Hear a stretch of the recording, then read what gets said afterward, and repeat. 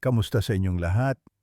Ako si Dr. Miguel Santos at ngayong araw tatalakayin natin ang paksa tungkol sa 7 paraan ng pagbabad ng paa na ginagamit sa tradisyonal na medisina para mapabuti ang kalidad ng tulog. Maraming mga nakatatanda ang nagnanais ng isang simpleng bagay, isang gabi ng tulog na hindi nagigising sa kalagitnaan ng gabi. Ayaw nila ng tableta, ayaw nilang umasa sa gamot. Gusto lang nila ng isang natural at banayad na paraan para makapagpahinga. At kung minsan, ang sagot ay maaaring kasing simple ng pagbabad ng kanilang mga paa sa maligamgam na tubig bago matulog. Sa video ngayon, ibabahagi ko ang 7 paraan ng pagbabad ng paa na ginamit sa tradisyonal na medisina sa silangan sa loob ng daan-daang taon. At ngayon, kinukumpirma ng modernong agham ang kanilang mga natural na benepisyo para sa pagpapabuti ng kalidad ng tulog. Bawat paraan ay gumagamit ng mga pamilyar na sangkap tulad ng asin, luya, tanglad o dahon ng betel. Ngunit kapag pinagsama sa tamang paraan na may maligamgam na tubig, maaari silang lumikha ng isang kapansin-pansing pagkakaiba pagkatapos lamang ng ilang gabi. Gagabayan ko kayo sa mga ito mula sa pinakamabini na epekto hanggang sa pinakamalakas. At ang numero 7 ay magugulat sa maraming tao dahil gawa ito sa isang bagay na maaaring nakikita ninyo araw-araw nang hindi namamalayan kung gaano ito kahusay sumuporta sa malalim at natural na tulog. Manatili kayo sa akin hanggang sa dulo ng video dahil ang huling paraan ng pagbabad ay maaaring eksakto kung ano ang hinihintay ng inyong katawan sa buong panahong ito. Isang natural na paraan upang makatulog nang hindi nangangailangan ng anumang tableta. Magsimula tayo sa isang paraan na napakasimple. Maaring siyang meron na kayo ng mga sangkap sa inyong kusina ngayon, ngunit kapag ginamit sa tamang paraan, maaari itong maging unang banayad na hakbang upang gabayan ang inyong katawan sa tunay na pahinga. Ang numero 7 ay isang mainit na foot soak na may tubig alat. Ang kailangan nyo lang ay asin at maligamgam na tubig. Iyon lang. Ngunit huwag maliitin kung gaano ito kalakas. Sa loob ng maraming siglo, ang asin ay ginamit upang maibsan ang tensyon, bawasan ang bahagyang pamamaga, at tulungan ang katawan na mag-relax.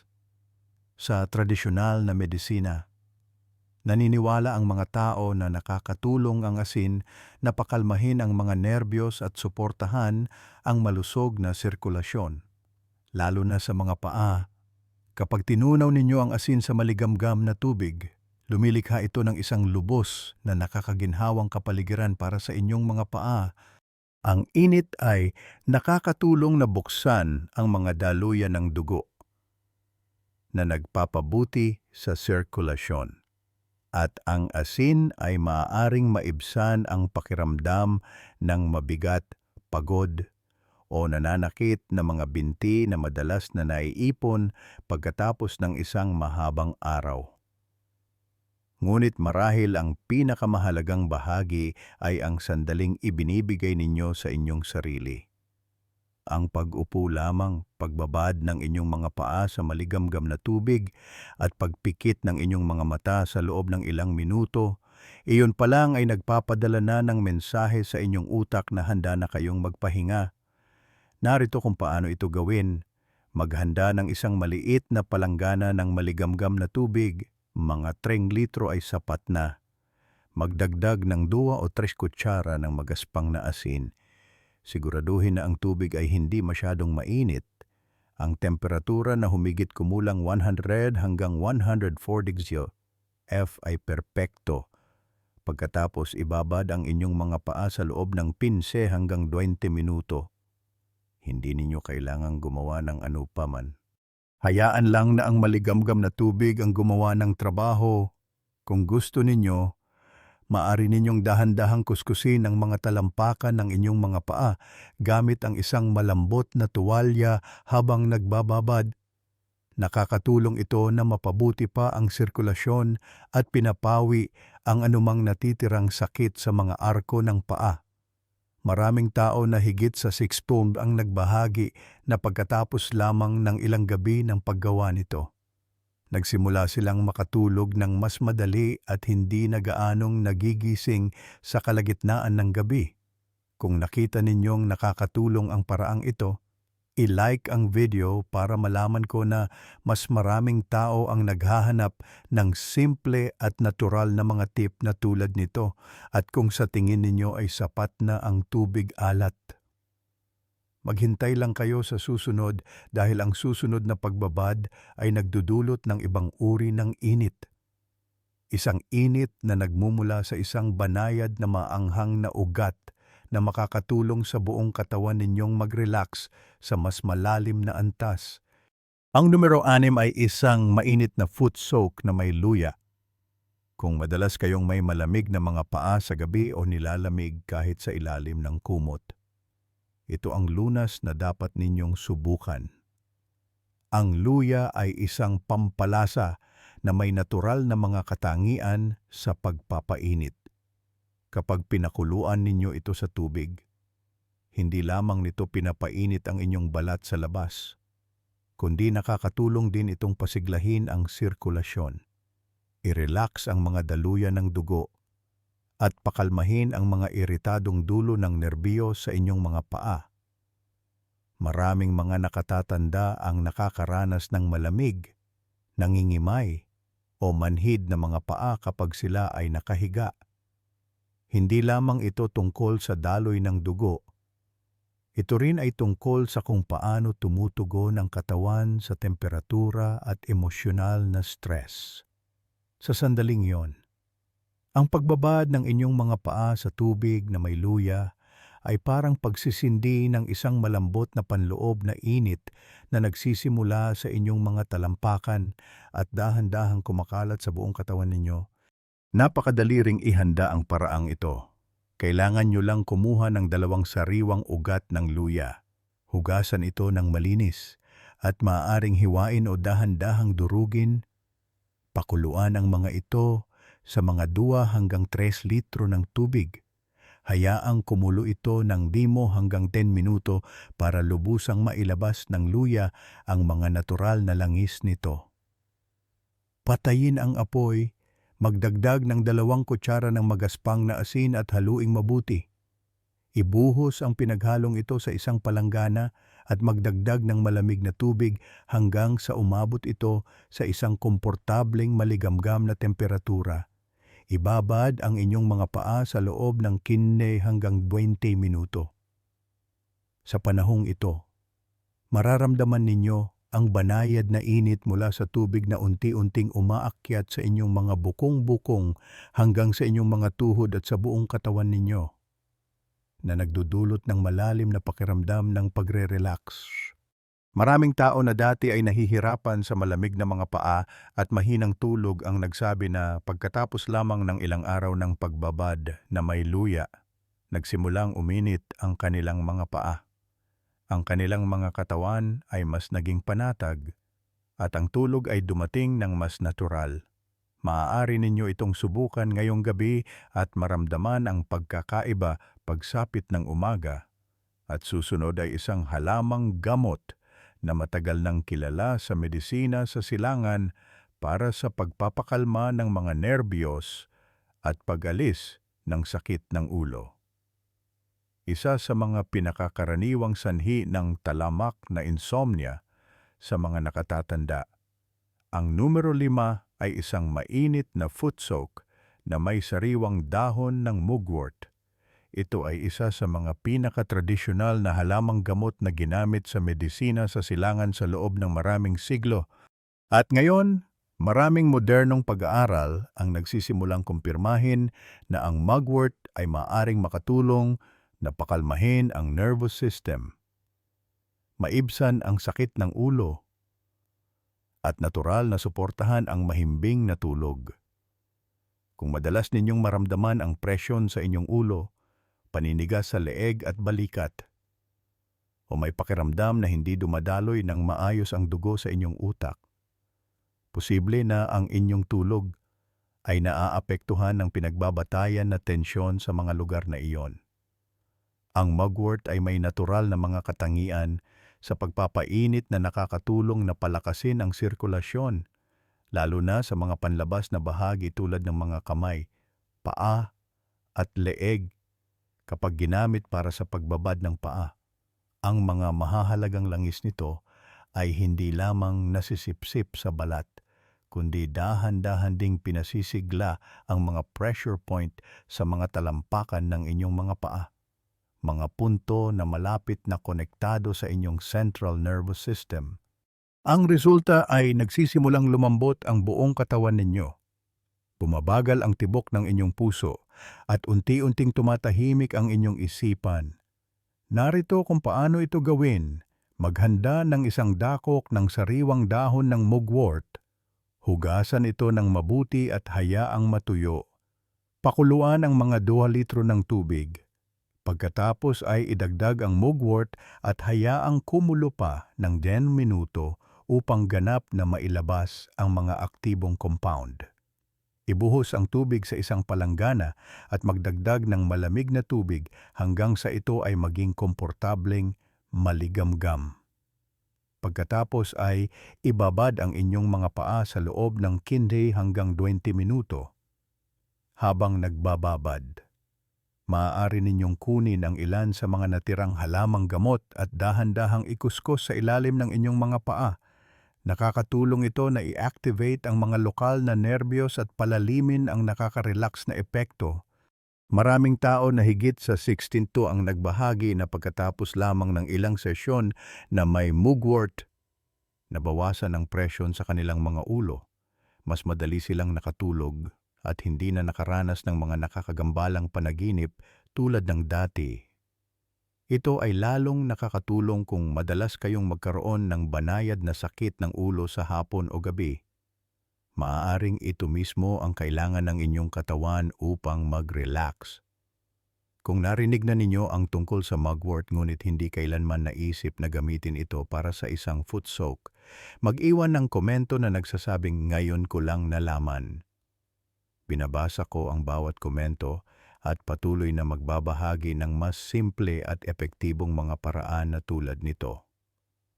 At patuloy na manood dahil ang susunod ay nagdudulot ng isang napakaibang uri ng pakiramdam at isang halamang gamot na may napakabango at kaaya-ayang amoy na sa paglanghap pa lang nito ay makakahinga na kayo ng mas madali.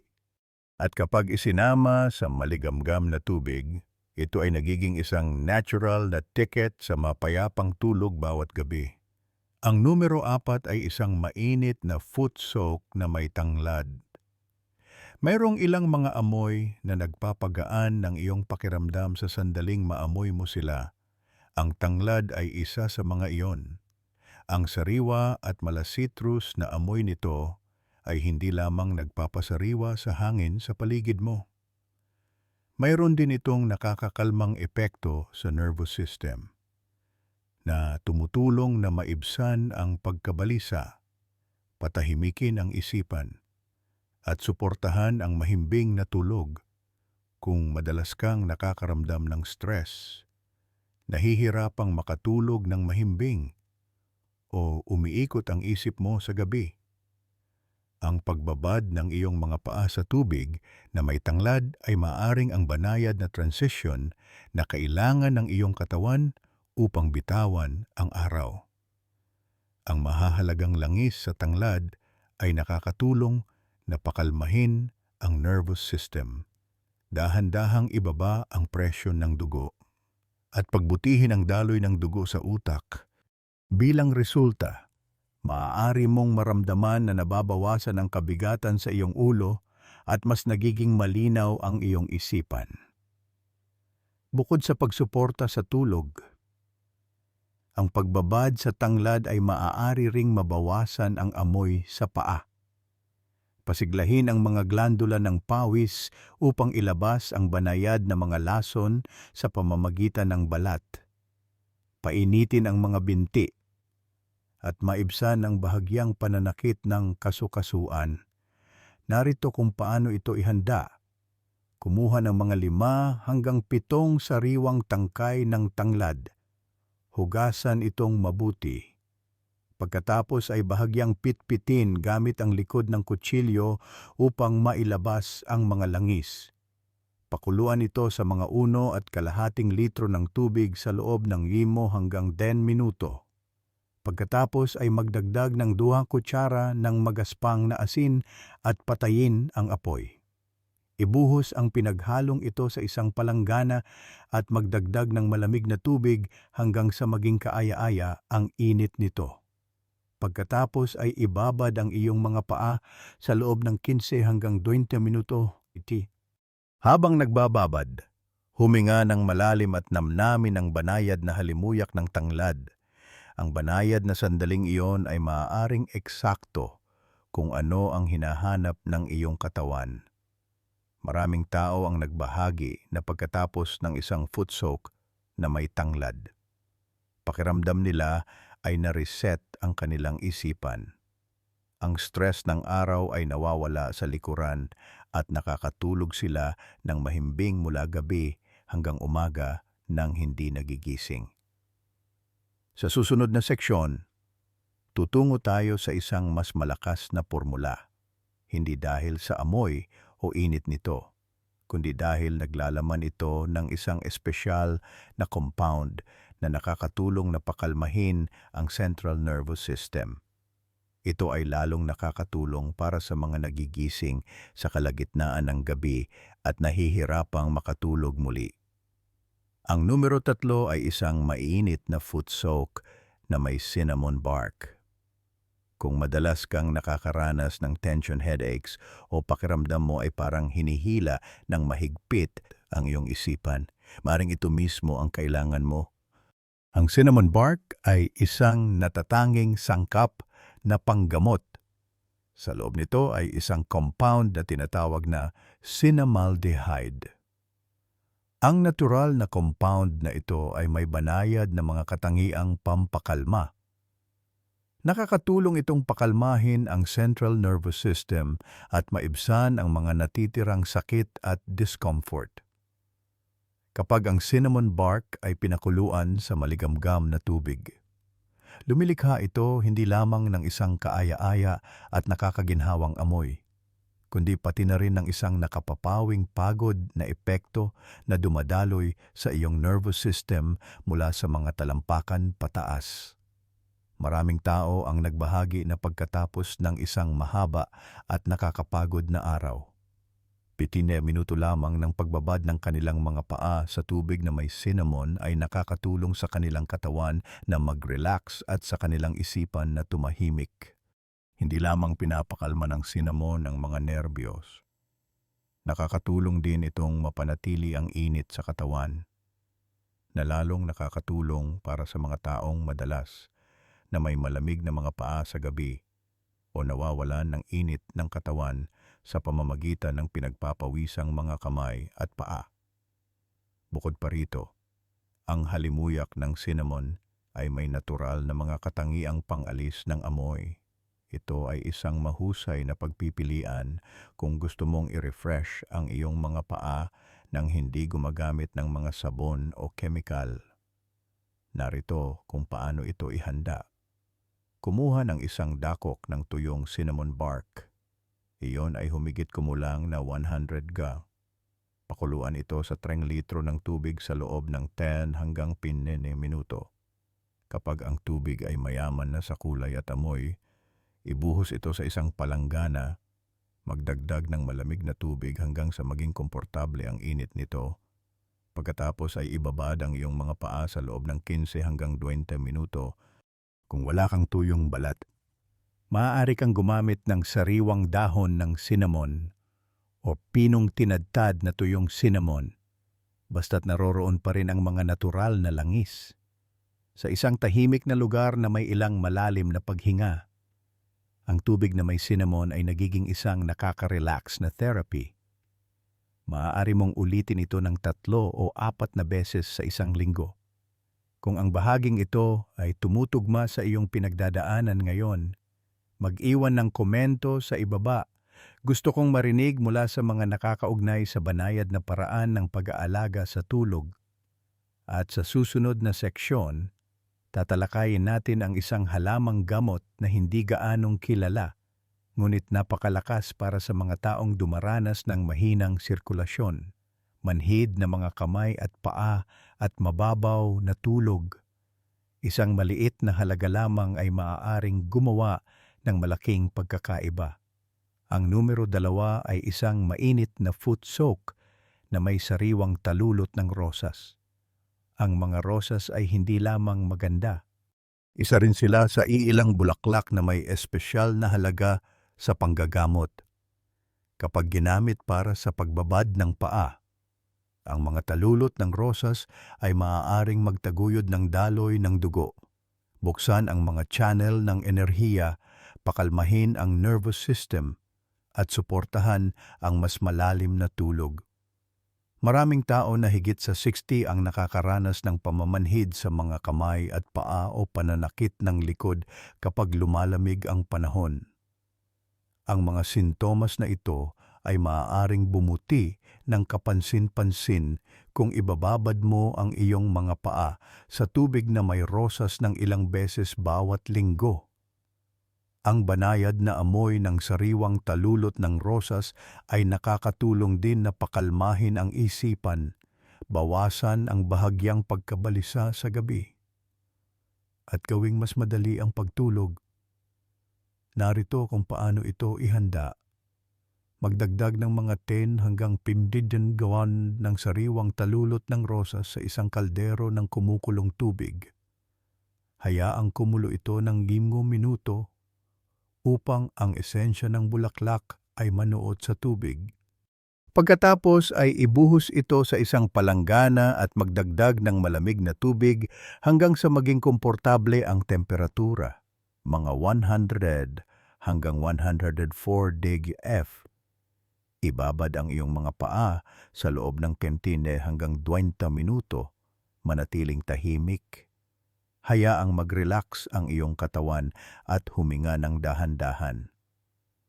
Mararamdaman mo ang init na umaakyat mula sa mga talampakan ng iyong mga paa sa buong katawan mo habang ang amoy ng bulaklak ay dahan-dahang pinapakalma ang iyong isipan sa bawat paghinga. Maraming mga nakatatanda ang nagbahagi na pagkatapos ibabad ang kanilang mga paa sa tubig na may rosas, hindi lamang sila natutulog ng mas mahimbing, kundi nagigising din silang mas magaan ang pakiramdam at mas refresh ang emosyon. At ngayon, oras na upang tuklasin ang huling recipe. Ito ay mula sa isang pamilyar na halaman na madalas gamitin sa mga sambahayan sa Asya.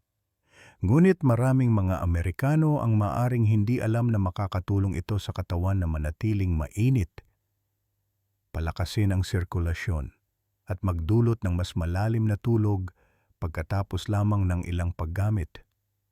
Ang numero 1 ay isang mainit na foot soak na may dahon ng betel. Ang dahon ng betel ay pamilyar sa maraming tao sa Asya, ngunit hindi marami ang nakakaalam na kapag pinakuluan sa maligamgam na tubig at ginamit para sa pagbabad ng paa, maaari itong magkaroon ng kapansin-pansing epekto sa kalidad ng tulog.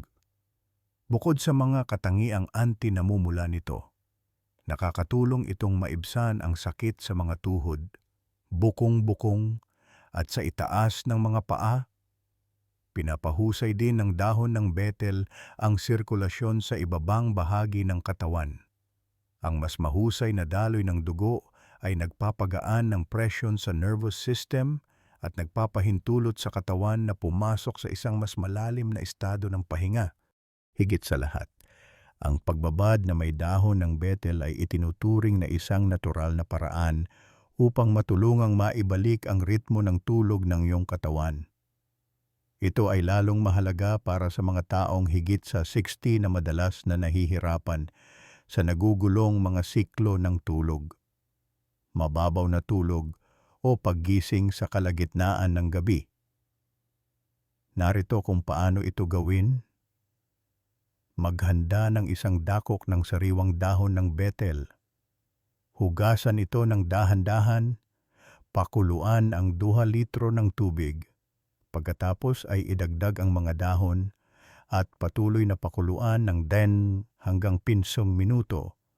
Ibuhos ang likido sa isang palanggana at magdagdag ng malamig na tubig hanggang sa ang temperatura ay sapat na maligamgam para komportableng magbabad. Ibabad ang iyong mga paa sa loob ng 15 hanggang 20 minuto. Maaari mo ring kunin ang mga natirang dahon at dahan-dahang ikuskos sa iyong mga talampakan at sakong. Nakakatulong ito na pasiglahin ang mga pressure point at palalimin ang mga nakaka-relax na epekto. Maraming mga nakatatanda na dati ay nahihirapan sa pagtulog ang nagbahagi na pagkatapos lamang ng ilang pagbabad ng paa na may dahon ng betel, napansin nila ang isang tunay na pagbabago. Wala nang pagkabalisa, wala nang pag-ikot-ikot. Isang pakiramdam lamang ng kaginhawahan, gaan sa mga binti, at tulog na dumarating ng natural, nang hindi nangangailangan ng gamot. Kung nasubukan mo na bang magbabad ng iyong mga paa na may dahon ng betel, ibahagi ang iyong karanasan sa mga komento. Ang iyong kwento ay maaaring makatulong sa iba na mahanap ang mahimbing na tulog na kanilang hinahanap. Lahat ng mga pamamaraang ito ay pinakamahusay na gumagana kapag ginawa sa tamang paraan. Ang magandang balita ay hindi mo kailangan ng anumang espesyal na kagamitan. Isang palanggana lamang ng maligamgam na tubig, ilang simpleng sangkap, at kaunting pasensya sa pagtatapos ng iyong araw. Ang perpektong oras upang ibabad ang iyong mga paa ay mga 30 hanggang 60 minuto bago matulog. Sa panahong iyon, nagsimula ng mag-relax ang iyong katawan at ang pagbabad ay nakakatulong na gabayan ka ng mas maayos sa natural na tulog. Ang temperatura ng tubig ay dapat manatili sa pagitan ng 100 at 104 degrees F, maligamgam, ngunit hindi sapat na mainit upang magdulot ng discomfort. Layuning magbabad ng 20 hanggang 30 minuto. Yan ang tamang-tamang haba ng oras para pakalmahin ang mga nerbiyos at palakasin ang sirkulasyon sa iyong ibabang bahagi ng katawan. Maaari kang magdagdag ng iba't ibang halamang gamot depende sa iyong mga pangangailangan at personal na kagustuhan. Ang luya, tanglad, mint, at mugwort ay lahat ng sikat na pagpipilian dahil sa kanilang katangiang nagpapainit, banayad na amoy, at malakas na suporta para sa nervous system. Habang dahan-dahang nagbababad, masahihin ang mga talampakan ng iyong mga paa o ang iyong mga binti. Ang simpleng kilos na ito ay pinasisigla ang mga pressure point at nagpapadala ng mga senyales na nagpapakalma sa iyong utak, na tumutulong sa iyong katawan na mas mabilis na lumipat sa isang estado ng pahinga. Gayunpaman, kahit gaano pa kabuti ang pagbabad ng paa, may ilang mahahalagang tips sa kaligtasan na dapat tandaan. Hindi mo dapat ibabad ang iyong mga paa ng higit sa 30 minuto. Ang matagal na pagbabad ay maaaring maging sanhi ng pagkawala ng init ng iyong katawan, lalo na sa mga nakatatanda. Iwasan ang paggamit ng tubig na sobrang init o sobrang lamig. Ang parehong sukdulan ay maaaring malakas na pasiglahin ang iyong mga daluyan ng dugo at maaaring makaapekto sa presyon ng dugo o tibok ng puso. Pinakamahalaga, kung mayroon kang anumang bukas na sugat, impeksyon sa balat, pinsala sa tissue, o mga komplikasyon sa diabetes na nakakaapekto sa pakiramdam sa iyong mga paa, hindi ka dapat magbabad ng iyong mga paa sa bahay. Kung mayroon kang anumang mga kondisyon sa vascular o neurological, kausapin ang iyong doktor bago simulan ang anumang gawain sa pagbabad ng paa. Ang pag-aalaga sa iyong mga paa ay maaaring mukhang simple. Ngunit kapag ginawa ng tama at isinagawa tuwing gabi, ito ay nagiging isang banayad na ritual na nag-aanyaya sa tulog na bumalik sa iyong buhay ng malumanay, natural, at mas tuloy-tuloy sa paglipas ng panahon. Ang tulog ay hindi nangyayari ng nagkataon lang. Ito ay resulta ng mga senyales na ipinapadala mo sa iyong katawan bawat gabi. Isang mas mabagal na paghinga, isang mas malambot na ilaw, at isang maliit na palanggana ng maligamgam na tubig na ginawa para lamang sa iyong pagod na mga paa.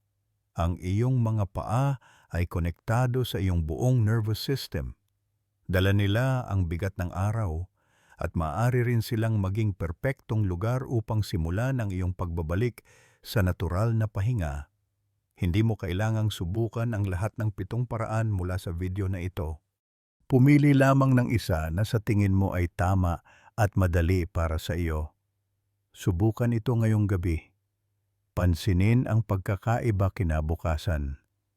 Minsan kahit isang maliit na pagbabago tulad nito ay sapat na para bumalik ang tulog ng malumanay at mas matatag kaysa sa inaasahan mo.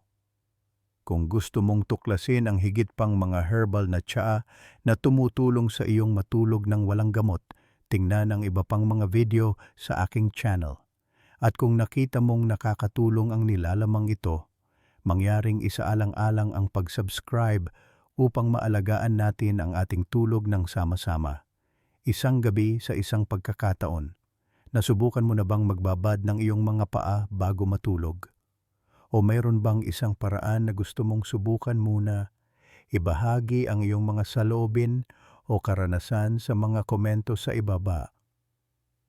Ang iyong kwento ay maaring ang kailangan ng iba para sa wakas ay makakuha ng isang magandang gabi ng tulog